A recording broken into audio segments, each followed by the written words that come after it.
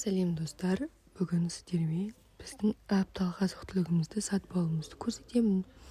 Әрқашан ең жылы, пайдалы әрі дәмді тағамдарды алуға тырысамын. Бұл жолы біз жаңа көкөністер мен жаңа свежий жемістерді алдық. Және де сүт өнімдерін, шайға дәмді тәттілер, үйге күнделікті қолданатын әртүрлі тағам түрлерін алған болатынбыз. Жалпы осы біздің апталық азық-түлікке 50 000 теңге шықты. Жалпы бір аптаға мұндай сома менің ойымша жаман емес. Барлығы жеткілікті әрі пайдалы. Сіздер қанша теңгеге аласыздар апталық азық-түлікті комментарийге жаза кетіңіздер. Мен бұл жерде жүзім алдым. Бұл жүзім осы сезонның жүзімі. Өте дәмді әрі бағасына өте сай. Және де свежий банан алдым. Себебі менің кішкентай балапаным күнделікті банан жеді. Келесі бұл жерде мен томат және де аджик алдым. Томат бізде айына кетеді, көп қолдана бермеймін негізі. Және де бұл жерде шұжық, ол дәмді шұжық, әрі халал. Күнделікті бізге шайға қажетті сүт. Және де шемішке майы. Осындай азық-түліктер аптасына біздерде созылып қалады. Және тауық.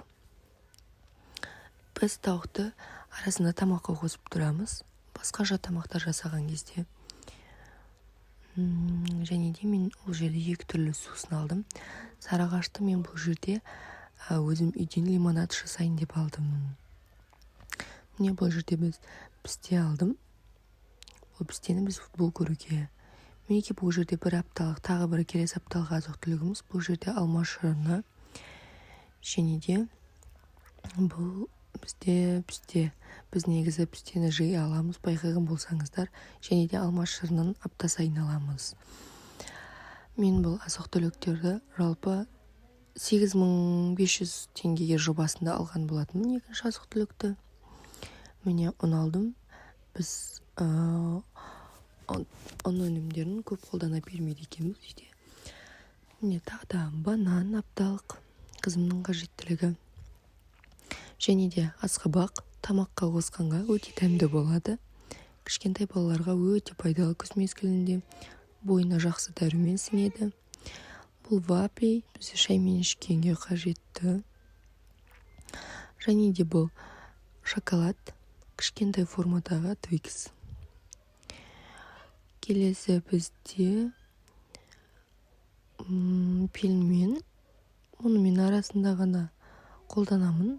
Сорпаға, түрлі тағамдар түрлеріне.